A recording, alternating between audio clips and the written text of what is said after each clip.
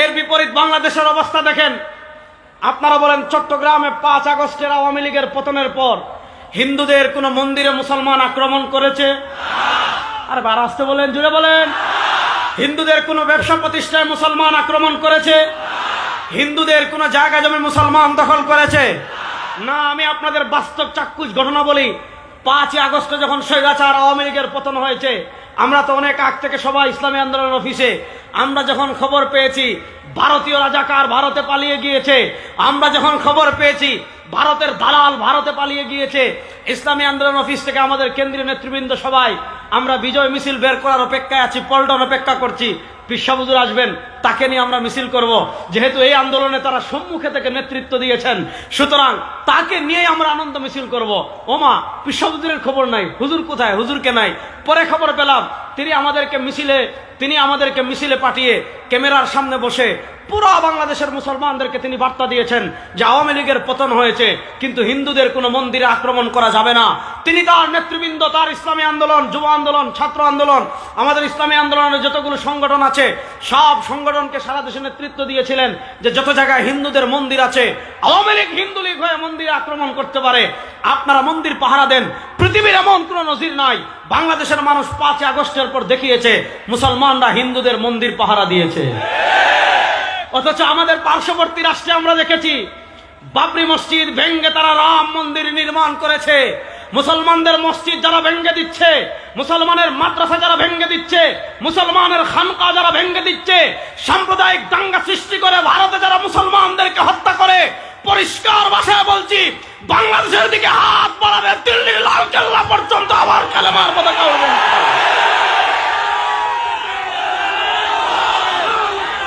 এই আমরা কি ভারতকে ডরাই? আমরা কি ভারতকে ডরাই? এই আমরা কি পৃথিবীর কাউকে ভয় পাই? বাংলাদেশের সেনাবাহিনী লাগবে না, যদি শুধু পীর সাহেব চরমোনাই নেতৃত্ব দেয়, লক্ষ লক্ষ মুসলমান ভারতকে প্রতিহত করার জন্য রেডি আছে ইনশাআল্লাহ।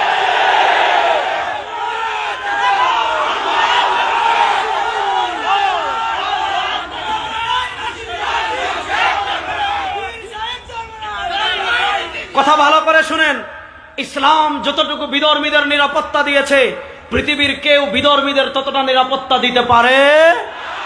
আমাদের দেশে ভয়েস অফ আমেরিকা রিপোর্ট করেছে, পৃথিবীর বড় বড় সব মিডিয়া রিপোর্ট করেছে, বাংলাদেশে বিধর্মীরা যতটুকু নিরাপদ, পৃথিবীর কোথাও বিধর্মীরা ততটুকু নিরাপদ না। সুতরাং খবরদার, আপনি কলকাতার হারবাল বিক্রেতা সাংবাদিক যেগুলো আছে, ওই ভাদ্র মাসের কুত্তা কামড় দিলে মানুষ জবাবে লাফায়, মনে হচ্ছে সংবাদ পড়ছে না, ভাদ্র মাসের কুত্তা কামড় দিয়েছে, আর বলছে চট্টগ্রাম দখল করে নিবে। চট্টগ্রাম নাকি তাদের? আমরা বলি শোনেন, চট্টগ্রামের দিকে হাত বাড়াবেন, 14 কোটি মুসলমান দিল্লির লালকেল্লা পর্যন্ত কালেমার পতাকা ওড়ার জন্য প্রস্তুত। চট্টগ্রামের বীর মুসলমান ভারতের কালো হাত ভেঙে দেওয়ার জন্য প্রস্তুত আছে তো ইনশাআল্লাহ? আমরা কি ভারতের ডরাই বেটা? আমরা তো সেই জাতি 313 জন 1000-এর বিরুদ্ধে খেলা করেছি। আমরা তো সেই জাতি মাত্র 10,000 জন 1.5 লাখের বিরুদ্ধে দাঁড়িয়ে গিয়েছি। আমরা তো সেই জাতি মাত্র 50,000 3 লক্ষের বিরুদ্ধে দাঁড়িয়ে গিয়েছি। সুতরাং তোমাদের সৈন্য বেশি থাকতে পারে, দেশ বেশি থাকতে পারে, খবরদার বাংলাদেশ নিয়ে তোমাদের অপরাজনীতি আর আমরা চলতে দেব না ইনশাআল্লাহ। আসেন, আল্লাহ তার নবীকে পাঠিয়েছেন ওয়াদিনিল হক। বলছিলাম পৃথিবীতে সত্য ধর্ম একটা, সেটার নাম?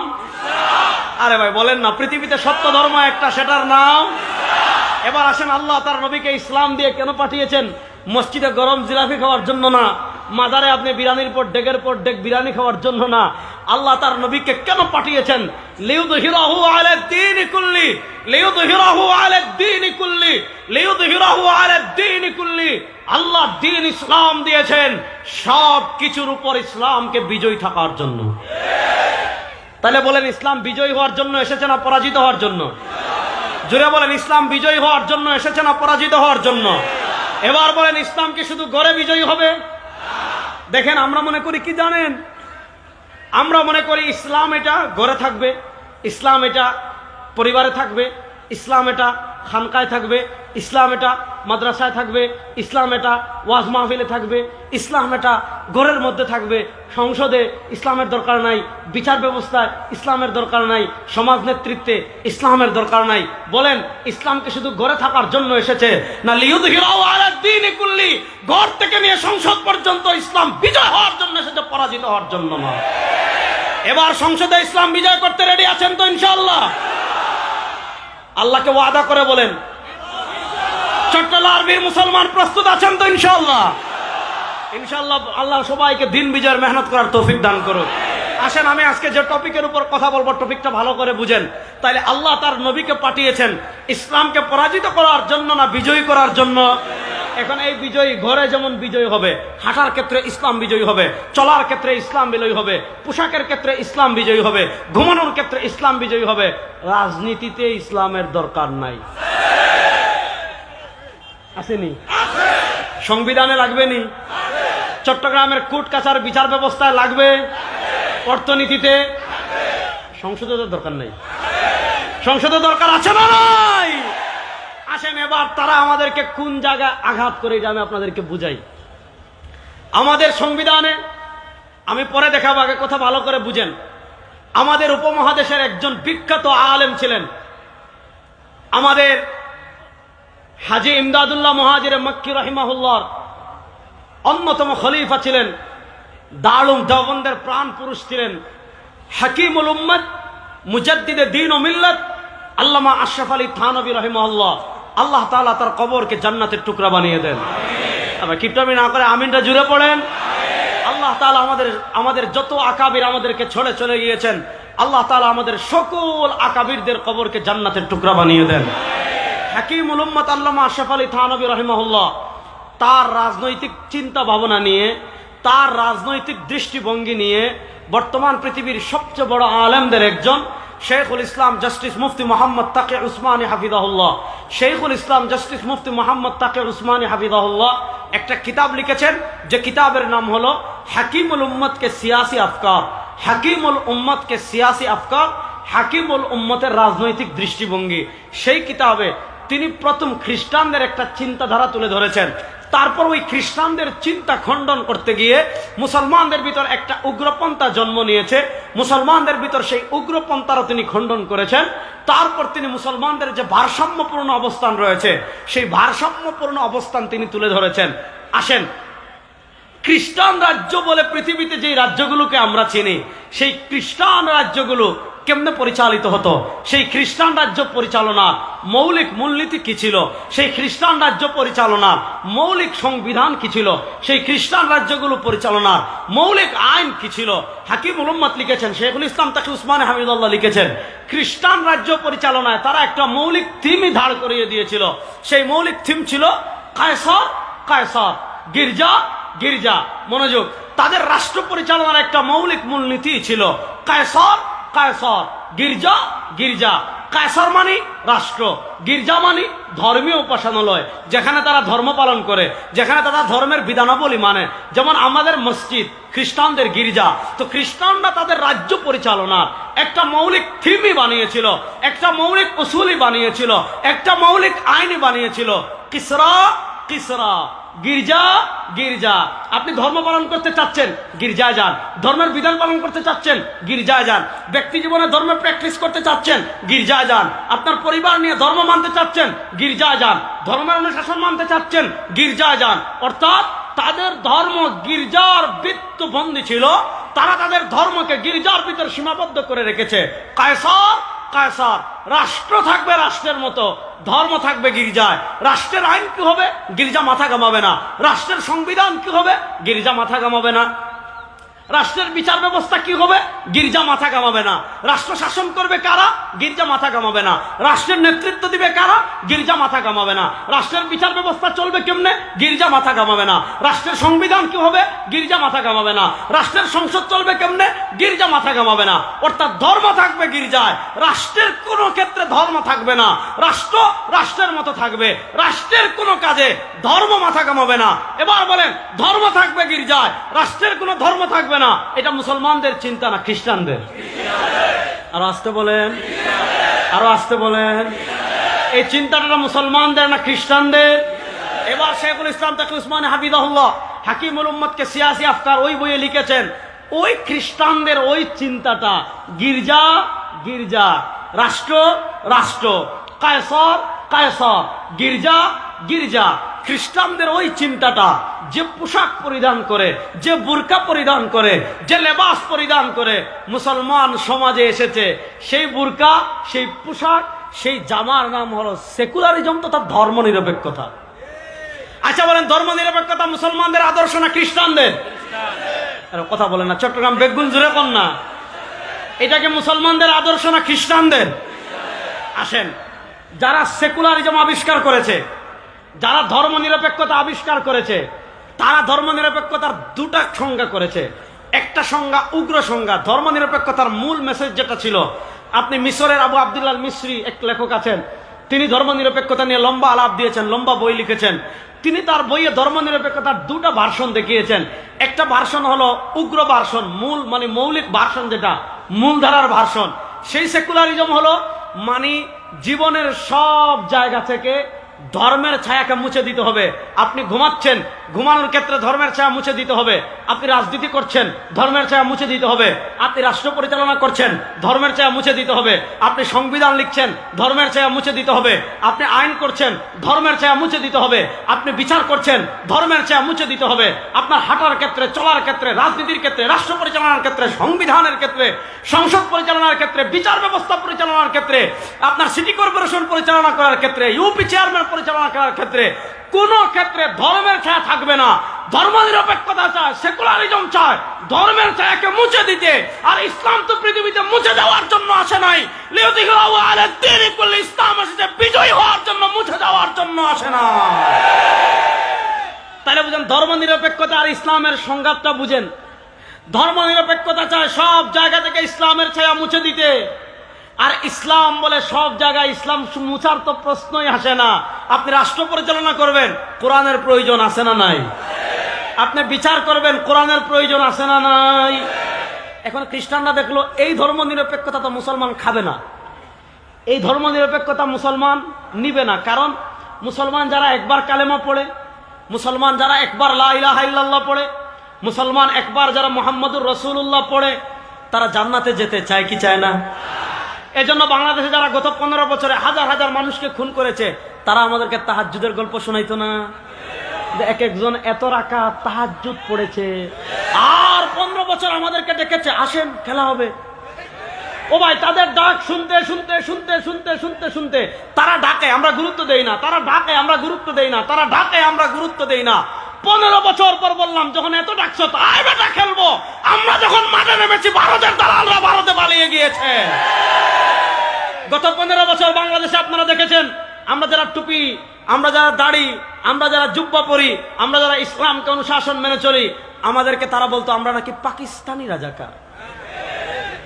বাংলাদেশের কোন আলেম পাকিস্তানে পালিয়ে গিয়েছেন না? রাস্তা বলেন, বাংলাদেশের কোন হুজুর পাকিস্তানে পালিয়ে গিয়েছেন? শোনেন, আমাদেরকে যারা পাকিস্তানি রাজাকার বলতো, 2024 এসে পরিষ্কার হয়ে গিয়েছে এই দেশে কারা ভারতীয় রাজাকার। আমরা দেখেছি ভারতীয় রাজাকার ভারতে পালিয়ে গিয়েছে। তো তারা দেখলো ধর্ম নিরপেক্ষতার এই ভার্সন মুসলমান খাবে না। অর্থাৎ মুসলমানদেরকে আমরা যদি বলি জীবনের সব জায়গা থেকে ধর্মের ছায়া মুছে দিতে হবে, মুসলমান এটা মানবে না, মুসলমান এটা গিলবে না, মুসলমান এটা ধারণ করবে না। এবার তারা কি করতে হবে? আমাদের ভিতর একদল দালাল তৈরি করেছে, আমাদের ভিতর টাকা দিয়ে পয়সা দিয়ে একদল মোল্লা মৌলবী তৈরি করেছে, একদল দালাল তৈরি করেছে, মুসলমান নামদারি একদল মুনাফিক তৈরি করেছে, যারা ধর্ম নিরপেক্ষতার একটা সফট ভার্সন আবিষ্কার করেছে, যারা ধর্ম নিরপেক্ষতার একটা সহজ ভার্সন আবিষ্কার করেছে। সেই সহজ ভার্সন কি? সেই সফট ভার্সন কি? ওই যে খ্রিস্টানরা বলতো কায়সার কায়সার, গির্জা গির্জা, ধর্ম থাকবে গির্জায়, রাষ্ট্রের কোনো ধর্ম থাকবে না। এবার তারা মুসলমানদের ভিতর ধর্ম নিরপেক্ষতা একটা সফট ভার্সন নিয়ে এসেছে। সেই ধর্ম নিরপেক্ষতার সফট ভার্সন কি জানেন?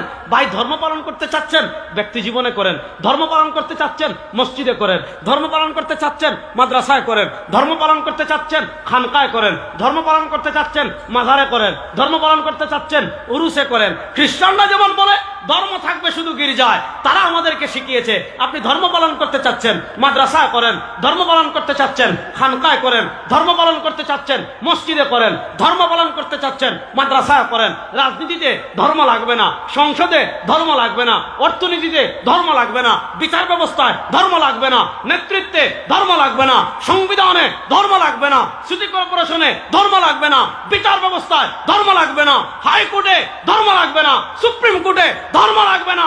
এবার বলেন, ইসলাম কি শুধু মসজিদে থাকার জন্য এসেছে, না সংসদে ইসলাম প্রতিষ্ঠার জন্য এসেছে? এতদিন ধরে তারা আমাদেরকে এই কলাই খাইয়েছে। এজন্য দেখবেন হুজুররা যখন বলে রাষ্ট্রের নেতৃত্ব দিব আমরা, হুজুররা যখন বলে আমরা সংবিধান প্রণয়ন করব, হুজুররা যখন বলে আমরা এমপি হব, হুজুররা যখন বলে আমরা মেয়র হব, হুজুররা যখন বলে আমরা রাজনীতি করব, হুজুররা যখন বলে আমরা রাষ্ট্র পরিবর্তন করব, বলে হুজুর আপনি নামাজ পড়াইবেন, পিসা হুজুর আপনি মুরিদ করাইবেন, হুজুর আপনি মিলাদ পড়বেন, হুজুর আপনি খতম করবেন, আপনি এই কাজে আসলেন কেন? এই প্রশ্নটা এসেছে কোথা থেকে? ওই যে খ্রিস্টানরা আমাদের মাথায় সেট করে দিয়েছে, খ্রিস্টানরা আমাদের মাথায় বসিয়ে দিয়েছে ধর্ম থাকবে ধর্মের জায়গায়, রাষ্ট্রের কোনো ধর্ম থাকবে না। এই সেকুলারিজম আমরা বিশ্বাস করি না? রাস্তে বলেন আরে বেগুন জুড়ে কোন আমরা কি এই সেকুলারিজম বিশ্বাস করি? এবার আসেন ইমান ভঙ্গের একটা কারণ আজকে বলে যাই আপনাদের। বাংলাদেশের কত মানুষ রাজনীতির কারণে ইমান হারাচ্ছে। এই গণতান্ত্রিক রাজনীতি বলেন আর সেকুলারিজমের রাজনীতি বলেন, এই রাজনীতি কত মানুষের ইমান নিয়ে যাচ্ছে। আমি আপনাদেরকে আজকে বেশ কিছু রেফারেন্স দিয়ে যাই। আপনি এতদিন শুনেছেন মাজারে সিজদা দেওয়া হারাম, দিলে ইমান থাকে না। আপনি শুনেছেন মাজারে গিয়ে বাচ্চা চাইলে ইমান থাকে না। আপনি শুনেছেন ওই বায়জিদ বুস্তামির পাহাড়ের উপর যে কাসিমগুলো আছে ওগুলার ভাগ্য পরিবর্তনের অধিকারী মনে করলে ইমান থাকে না। এগুলো ঠিক আছে, মাজারে সিজদা দেওয়া জায়েজ মনে করে হালাল মনে করে কেউ সিজদা দিলে তার ইমান থাকবে না। মাজারওয়ালা সন্তান দিতে পারে এমন আকীদা রেখে কেউ যদি বাচ্চা চায় ইমান থাকবে না। মাজারওয়ালা আমাকে বিপদ থেকে উদ্ধার করতে পারে, ভাগ্য পরিবর্তন করতে পারে এমন আকীদা রেখে কেউ কবরে গিয়ে চাইলে তার ইমান থাকবে না। এগুলো তো আমরা জানি। ইমান ভঙ্গের একটা আধুনিক ভার্সন আজকে আমি বলে যাই, ইমান ভঙ্গের আধুনিক একটা কারণ আমি বলে যাই। দেখেন আমার হাতে আপনারা যে কিতাব দেখতে পাচ্ছেন ওই কিতাবের নাম হলো মাকালাতুল কাউসারি। আমাদের জাতীয় মসজিদের খতিব মাওলানা মোহাম্মদ আব্দুল মালিক হাফিজাহুল্লাহ, আমার উস্তাদে মুহতারাম, তার শেখ হলেন, তার উস্তাদ হলেন Sheikh Abdul Fattah Abu Ghuddah রহিমাহুল্লাহ। Sheikh Abdul Fattah Abu Ghuddah রহিমাহুল্লাহ ইন্তেকাল করেছেন 1417 হিজরিতে। আর Sheikh Abdul Fattah Abu Ghuddah রহিমাহুল্লাহর উস্তাদ হলেন আল্লামা জাহিদ কাউসারি রহিমাহুল্লাহ, তিনি ইন্তেকাল করেছেন 1371 হিজরিতে। আল্লামা জাহিদ কাউসারি রহিমাহুল্লাহ এত বড় আলেম ছিলেন, যারা আমাদের আকীদার দিকে আঙ্গুল তুলেছে তিনি তাদের কোমর ভেঙে দিয়েছেন, যারা আমাদের মাযহাবের দিকে আঙ্গুল তুলেছে তিনি তাদের কোমর ভেঙে দিয়েছেন, যারা আমাদের ইমাম আযম আবু হানিফা রহিমাহুল্লাহর দিকে আঙ্গুল তুলেছে তিনি তাদেরও কোমর ভেঙে দিয়েছেন। তো আল্লামা কাউসারি রহিমাহুল্লাহ অনেকগুলো ছোট ছোট ছোট ছোট মাকালা লিখেছেন। আল্লামা জাহিদ কাউসারি রহিমাহুল্লাহ অনেকগুলো ছোট ছোট ছোট ছোট প্রবন্ধ লিখেছেন। ওই আল্লামা কাউসারি রহিমাহুল্লাহ প্রবন্ধগুলো একসাথে এই যে মাকালাতুল কাউসারি নামে ছেপেছে। অর্থাৎ এই মাকালাতুল কাউসারির ভিতর আল্লামা জাহিদ কাউসারি রহিমাহুল্লাহ ছোট ছোট যতগুলা মাকালা লিখেছেন সব মাকালা এখানে একসাথে ছাপানো হয়েছে। আমি তো সবটা পড়তে পারবো না। 278 নম্বর পৃষ্ঠায় আল্লামা জাহিদ কাউসারি রহিমাহুল্লাহ তার মাকালাতুল কাউসারির 278 নম্বর পৃষ্ঠায় একটা শিরোনাম দিয়েছেন হুকমু মুহাওয়ালাতি ফাসলি দ্বীন আনিদ দাওলা। আল্লামা কাউসারি রহিমাহুল্লাহ একটা শিরোনাম দিয়েছেন হুকমু মুহাওয়ালাতি ফাসলি দ্বীন আনিদ দাওলা। কোন মুসলমান যদি মনে করে ধর্ম আলাদা রাষ্ট্র আলাদা, কোন মুসলমান যদি বলে ধর্ম থাকবে শুধু ঘরে, কোন মুসলমান যদি মনে করে ধর্ম থাকবে শুধু খানকায়, কোন মুসলমান যদি মনে করে ধর্ম থাকবে শুধু মসজিদে, কোন মুসলমান যদি মনে করে সংবিধানে ধর্মের দরকার নাই, কোন মুসলমান যদি মনে করে রাজনীতিতে ধর্মের দরকার নাই, কোন মুসলমান যদি মনে করে বিচার ব্যবস্থায় ধর্মের দরকার নাই, কোন মুসলমান যদি মনে করে অর্থনীতিতে ধর্মের দরকার নাই, কোন মুসলমান যদি মনে করে রাষ্ট্র পরিচালনায় ধর্মের দরকার নাই, হুকম মুহাওয়ালাতি ফাসলি দ্বীন আনিদ দাওলা। কোন মুসলমান যদি মনে করে ধর্ম আলাদা রাষ্ট্র আলাদা, রাষ্ট্রের কোন কাজে রাষ্ট্রের কোন ক্ষেত্রে ধর্মের কোন দখল নাই, ধর্ম লাগবে না। আল্লামা কাউসারি রাহিমাহুল্লাহ তার হুকম মুহাওয়ালাতি ফাসলি দ্বীন আনিদ দাওলা এই কিতাবে লিখেছেন ফাল মুসলিমু ইযা তালাবা বিমিসলি যালিকা ফি সালামাতি আকলি। যুবকরা মন কান মানে কান শুনে শুনেন, কান খুলে শুনেন। আল্লামা কাউসারি রাহিমাহুল্লাহ লিখেছেন ফাল মুসলিমু ইযা তালাবা বিমিসলি যালিকা ফি সালামাতি আকলি। কোন মুসলমান যদি সুস্থ মস্তিষ্কে এটা মনে করে রাজনীতিতে ইসলাম লাগবে না, অর্থনীতিতে ইসলাম লাগবে না। ওই যে আমাদের শাহবাগী সুশীলরা যেভাবে বলে টকশোতে বসে যে রাজনীতিতে ইসলাম কেন, অর্থনীতিতে ইসলাম কেন, বিচার ব্যবস্থা ইসলাম কেন, রাষ্ট্র পরিচালনা ইসলাম কেন, সংসদে ইসলাম কেন। ফাল মুসলিমু ইযা তালাবা বিমিসলি যালিকা ফাল মুসলিমু ইযা তালাবা বিমিসলি যালিকা ফি সালামাতি আকলিহি। কোন মুসলমান যদি সুস্থ মস্তিষ্কে এই কথা বলে, আল্লামা কাউসারী রাহিমাহুল্লাহ থেকে 80 বছর আগে ফতোয়া দিয়ে গিয়েছেন, কোন মুসলমান যদি এটা বলে ধর্ম শুধু ঘরের জন্য আসছে, রাষ্ট্রের কোনো কাজে ধর্ম লাগবে না, তার ঈমান থাকবে না, সে মুরতাদ হয়ে যাবে। তাহলে বলেন রাষ্ট্রের সব কাজে ইসলাম প্রতিষ্ঠার প্রয়োজন আছে না নাই? এই চট্টগ্রামের মুসলমান বেগুন জুড়ে বলেন প্রতিষ্ঠার প্রয়োজন আছে না নাই? তাহলে এবার এই পরিবর্তিত বাংলাদেশের সংসদে আপনারা ইসলামকে দেখতে চান কি চান না? বিচার ব্যবস্থা ইসলামকে দেখতে চান কি চান না? আরে সেকুলারিজমের বাংলাদেশ দেখেছি, ডেমোক্রেসির বাংলাদেশ দেখেছি, সব বাংলাদেশের খেলা শেষ হয়ে গিয়েছে। 2025-এর বাংলাদেশ ইসলামের বাংলাদেশ হবে ইনশাআল্লাহ। তাহলে বলেন রাষ্ট্রের সব জায়গায় ধর্মের প্রয়োজন আছে না নাই? তাহলে এবার সংসদে ইসলাম প্রতিষ্ঠা করার জন্য মুসলমান রেডি আছেন তো ইনশাআল্লাহ? এই যে 4-5 জন রেডি আছে। সংসদে ইসলাম প্রতিষ্ঠার জন্য রেডি আছেন তো ইনশাআল্লাহ? যদি পীর সাহেব চরমুনাই বাংলাদেশের সব ইসলামী দলকে নিয়ে ঐক্যবদ্ধভাবে আপনাদেরকে ডাক দেন, ও বাংলাদেশের যুবক, ও বাংলাদেশের তরুণ, ও বাংলাদেশের মুসলমান, যদি পীর সাহেব চরমুনাই সহ ইসলামী নেতৃবৃন্দ ঐক্যবদ্ধ হয়ে আপনাদেরকে ডাক দেন, আর সেকুলারিজম চাই না, আর ডেমোক্রেসি চাই না, আর মানুষের তন্ত্রমন্ত্র চাই না, এবার ইসলামের বাংলাদেশ গড়ব, ইসলামের বাংলাদেশ গড়ার জন্য প্রস্তুত আছেন তো সবাই ইনশাআল্লাহ?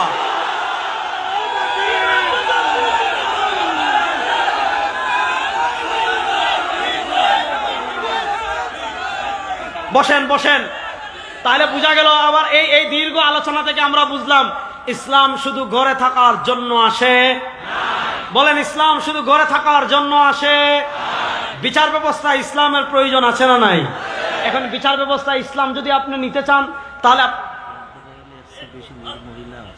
হ্যাঁ, শুধু শুনেন, আমি যেমন আপনাদেরকে বলছি, আমার মা বোনদেরকেও বলে যাচ্ছি, আপনারা যদি ইসলামের জন্য ঐক্যবদ্ধ হয়ে যান, আপনারা যদি বলেন এই বাংলাদেশে নারীদের নিরাপত্তা, গত 52 বছর যারা শাসন করেছে নারীদের নিরাপত্তা দিতে পারে নাই।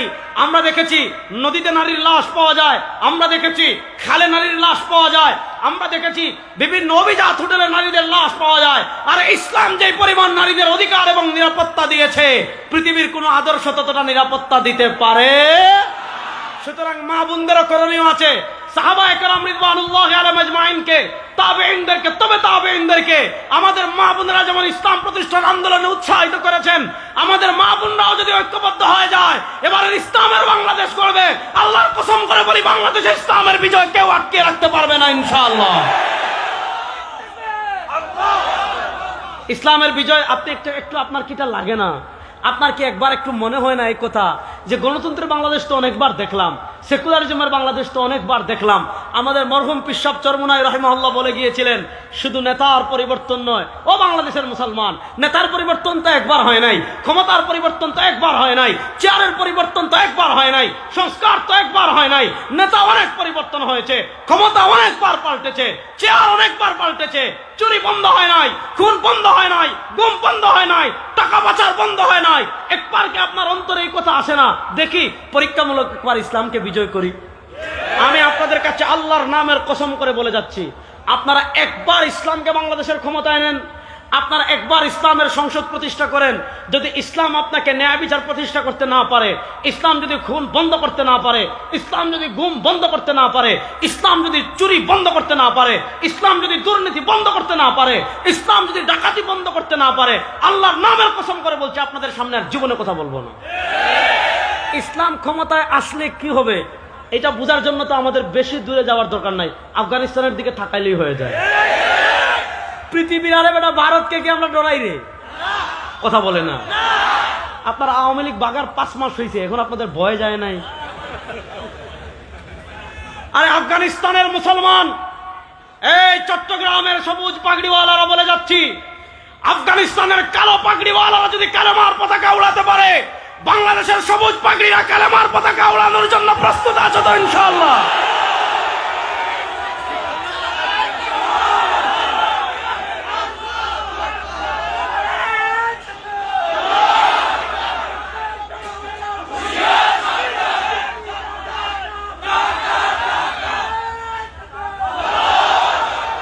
পৃথিবীর কোন আধিপত্যবাদকে ভয় পাই। আরে আমাদের তো স্লোগান একটা আছে, আল্লাহু আকবার। আমাদের তো মিছিল একটা আছে, লা ইলাহা। আরে আমরা তো সেই জাতি, আল্লাহ দুনিয়াতে যত নবী পাঠিয়েছেন, যত রাসূল পাঠিয়েছেন, আল্লাহ কোরআনে বলেছেন, ওয়া মা আরসালনা মিন ক্বাবলিকা মির রাসূলিন ইল্লা নূহি ইলাইহি আন্নাহু লা ইলাহা ইল্লা আনা ফা'বুদুন।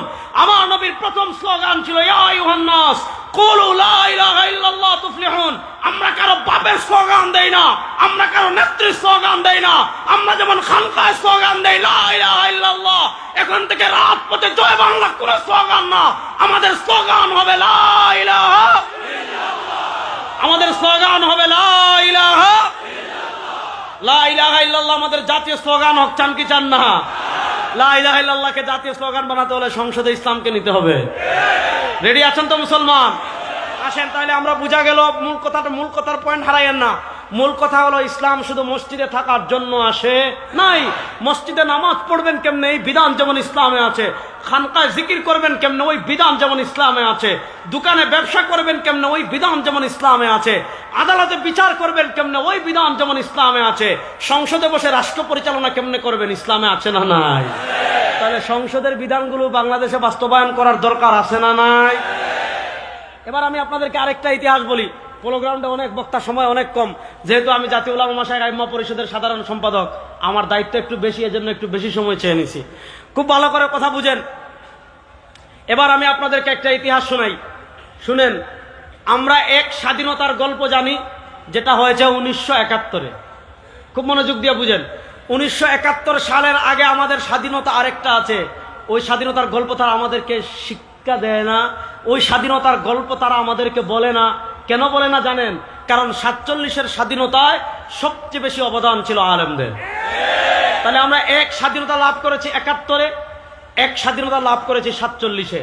আসেন 1947-এর আগে, মনোযোগ দিয়ে যুবকরা শোনো, 1803 সাল থেকে নিয়ে 1947 সাল পর্যন্ত এই 150 বছরের কাছাকাছি সময় প্রাতিষ্ঠানিকভাবে আমাদের ভারত উপমহাদেশের ক্ষমতায় ছিল ইস্ট ইন্ডিয়া কোম্পানি, ইংরেজরা। এবার মুসলমান বলেন, ইস্ট ইন্ডিয়া কোম্পানি এদেশের মালিক ছিল না ডাকাত ছিল? আর আসতে বলেন, ইস্ট ইন্ডিয়া কোম্পানি ইংরেজরা এদেশের মালিক ছিল না ডাকাত ছিল? ডাকাতদের বিরুদ্ধে দীর্ঘ সংগ্রাম হলো। আপনি 1833-এর বালাকুট, 1857 সালের সিপাহী বিপ্লব, 1866 সালে দারুল দেওবন্দ প্রতিষ্ঠা, তারপরে শেখুল হিন্দ মাহমুদ হাসান দেওবন্দি রাহিমাহুল্লাহর নেতৃত্বে রেশমির মাল আন্দোলন, শায়খুল আরবি ওয়াল আজম সৈয়দ হুসাইন আহমদ মাদানী নব্বরাল্লাহু মারকাদাহুর নেতৃত্বে ব্রিটিশ বিরোধী আন্দোলন। সিপাহী বিপ্লবে যান, হাজী ইমদাদুল্লাহ মুহাজির মক্কিকে পাবেন।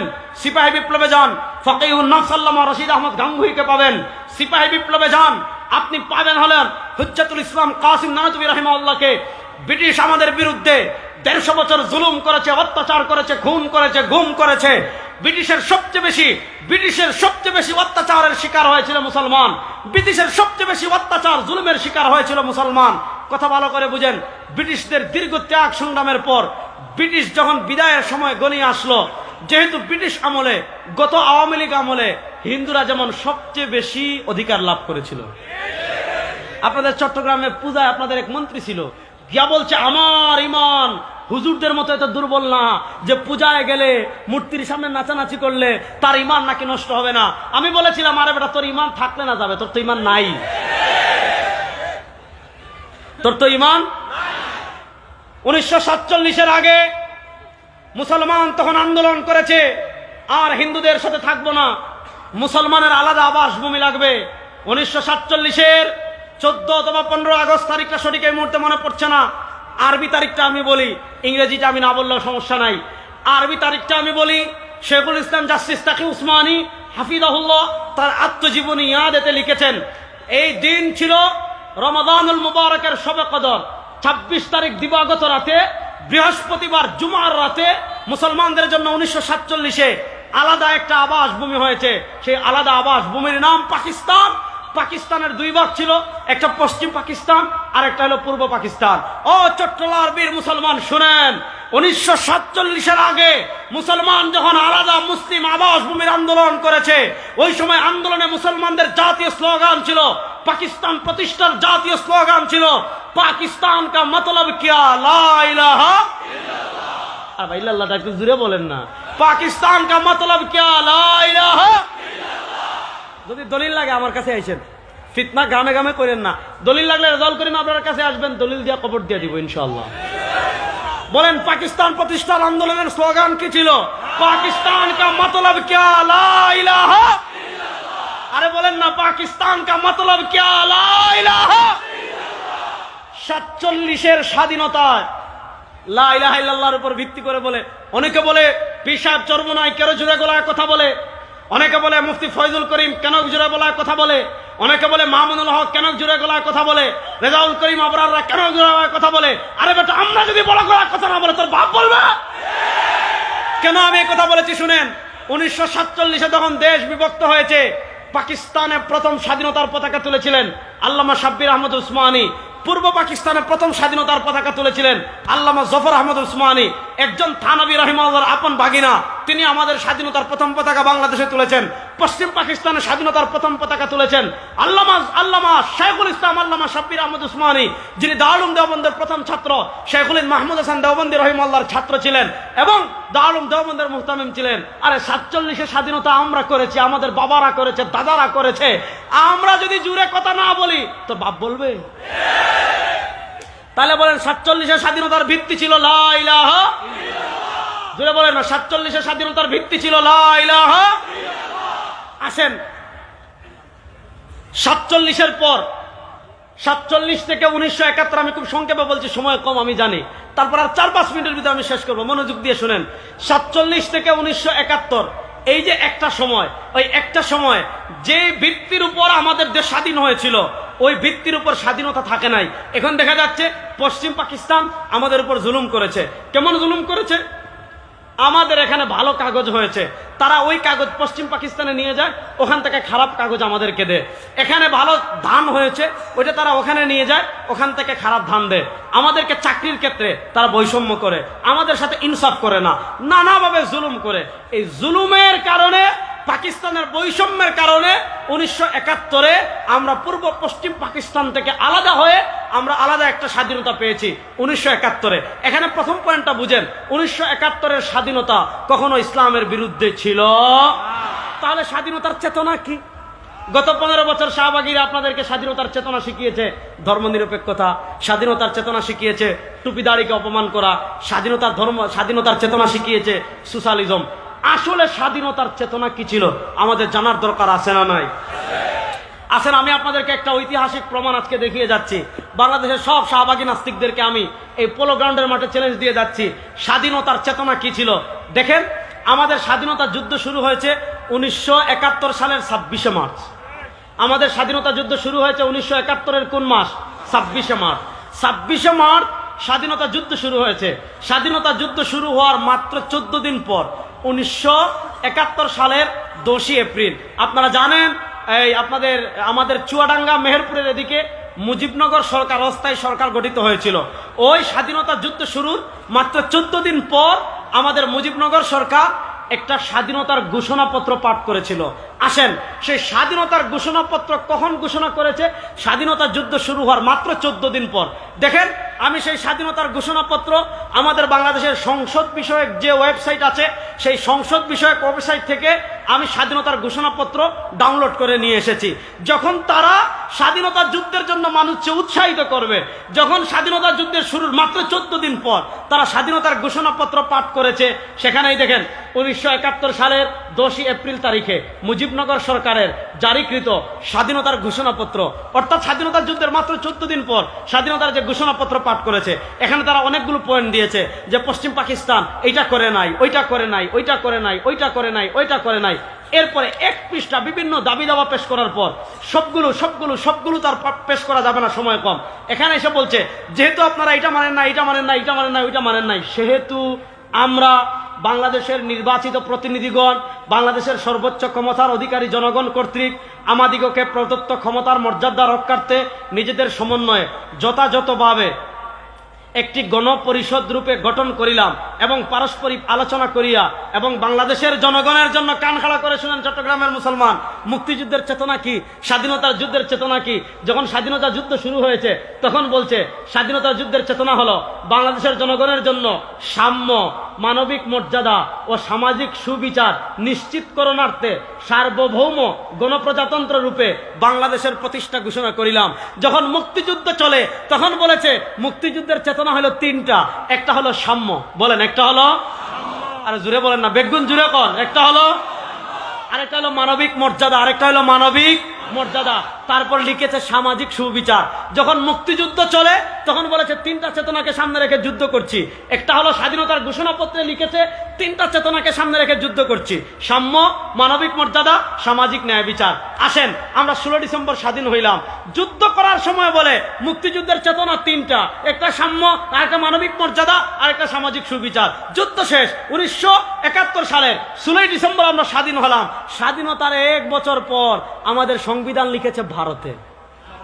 কোথায় লিখেছে?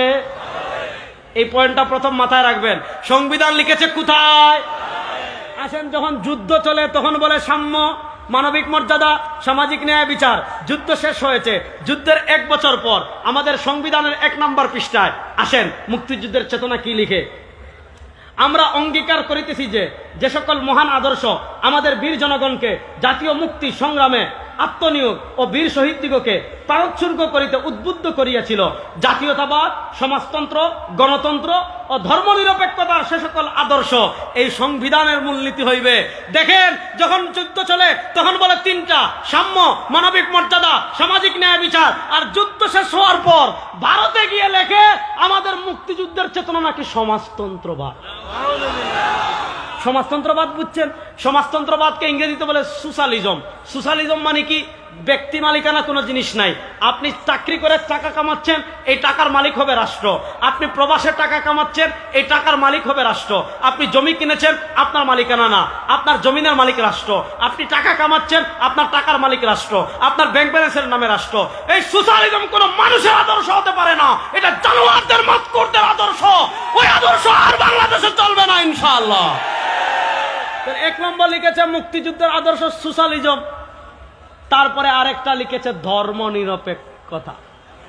ওই ধর্মনিরপেক্ষতা মানে এতক্ষণ আমি বুঝালাম রাষ্ট্রের কোনো ধর্ম লাগবে না, অর্থনীতির ধর্ম লাগবে না, বিচার ব্যবস্থায় ধর্ম লাগবে না, সংবিধানে ধর্ম লাগবে না, সংসদে ধর্ম লাগবে না, ধর্ম থাকবে খানকায়, ধর্ম থাকবে মসজিদে, ধর্ম থাকবে মাজারে। প্রশ্ন হলো ভাই, এই যে তুমি লেখলা যে ধর্মনিরপেক্ষতার জন্য আমার ভাইয়েরা যুদ্ধ করেছে, যখন স্বাধীনতার যুদ্ধ ঘোষণাপত্র পাঠ করেছিলা ধর্মনিরপেক্ষতা কোথায় ছিল? সুতরাং ধর্মনিরপেক্ষতা মুক্তিযুদ্ধের চেতনা আমরা মানি না। না ঠিক আর আসতে বলেন, আপনারা ঠিক বললেও ঠিক, বেঠিক বললেও ঠিক। আমাদের চেতনা একমাত্র ইসলাম, ইসলামের বাইরে কোন চেতনা আমরা মানি না। 92% মুসলমান কোন চেতনার বাইরে মানতে চায়। আসেন তাহলে এই যে 92% মুসলমান, আপনারা অন্তর্বর্তীকালীন সরকার ক্ষমতায় এসেছেন, আপনারা সংবিধান সংশোধনের কথা বলছেন, সংস্কারের কথা বলছেন, আমরা কিভাবে কি করবেন সেটা ইসলামী আন্দোলন জানাবে। সেটা কি করবেন আমাদের ইসলামী আন্দোলন প্রাতিষ্ঠানিকভাবে জমা দিয়ে এসেছে, কিন্তু শেষ। আল্লামা ওবায়দুল্লাহ হামজা হাফিজুল্লাহ চলে আসছেন, যেখানে সূর্য উঠে যায় সেখানে আর মোমবাতির কোনো দাম নাই। আমাদের সূর্য চলে আসছেন। আমি আলোচনা শেষ করছি। আপনারা সংবিধান সংশোধন যা ইচ্ছা তা করেন, কিন্তু ধর্মনিরপেক্ষতাকে বাদ দিয়ে আল্লাহর উপর পূর্ণ আস্থা এবং বিশ্বাস আমাদের সংবিধানে আবার যুক্ত করতে হবে। এই দাবির সাথে আপনারা একমত আছেন না? না ইনশাআল্লাহ। আমরা ধর্মনিরপেক্ষতা আমাদের সংবিধানে আর দেখতে চাই। শেষ কথা বলে যাচ্ছি, ছোট্ট একটা রিসালা দেখিয়ে যাই। এটা আজকে আর পড়লাম না, সামনে পড়বো। ভোটারের দায়িত্ব, ভোট সম্পর্কে শরীয়তের নির্দেশ। এই বই লিখেছেন আল্লামা শামসুল হক ফরিদপুরি রাহিমাহুল্লাহ। 52 বছর চোর, ডাকাত, বদমাশ, লাঠিয়াদের ভোট দিয়েছেন। যারা আপনার টাকা চুরি করেছে, আপনি মাথার গাম পায়ে ফেলে টাকা ব্যাংকে রেখেছেন, ব্যাংক লুটতরাজ করেছে। আপনি মাথার গাম পায়ে ফেলে টাকা কামিয়ে শেয়ার বাজারে রেখেছেন, শেয়ার বাজারে লুটতরাজ করেছে। ওই চোর, ডাকাত, চাঁদাবাজদের বাংলাদেশের মানুষ আর ক্ষমতায় দেখতে চায় না। পীর সাহেব চরমনাই সহ ইসলামের নেতৃবৃন্দ যদি আপনাদেরকে ঐক্যবদ্ধ ডাক দেন, এবার ইসলামের বাংলাদেশ হবে। চট্টগ্রামের বীর মুসলমান প্রস্তুত আছেন তো ইনশাআল্লাহ? আর কোন তন্ত্রমন্ত্র আমরা দেখতে চাই? আল্লাহ তাআলা ইসলামের বাংলাদেশ গড়ার জন্য ঘাম ঝরানোর তৌফিক আমাদেরকে দান করেন। ইসলামী আন্দোলনের নেতা কর্মীরা প্রস্তুত আছেন তো ইনশাআল্লাহ? নতুন বাংলাদেশকে নতুন বাংলাদেশে ইসলামকে বিজয় করবই করবো ইনশাআল্লাহ। নাসরুম মিনাল্লাহ ফাতুন করিব। আসসালামু আলাইকুম।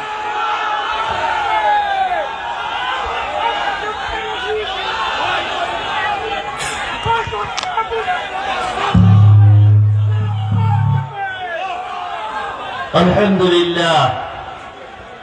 এখানে গরম বেশি করে লাভ নাই, জাগার মতো জায়গায় যে গরম করা লাগবে ইনশাআল্লাহ।